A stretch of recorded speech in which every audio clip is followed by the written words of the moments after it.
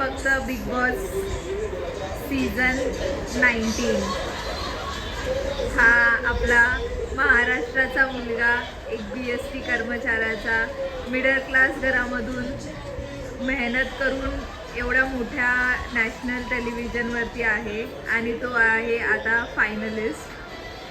तर नक्की सर्व लोकांनी आपल्या प्रणितला जिंकवायचं आहे.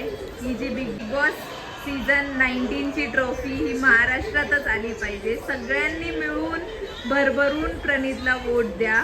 खूप मेहनतीने खेळला आहे. प्रत्येकदा मिडल क्लास मुलाच्याला आपण मेहनतीला आवाज दिला पाहिजे. जे मेहनत करू पाहतात, स्वप्न बघू पाहतात, तर त्यांना पाठिंबा दिला पाहिजे.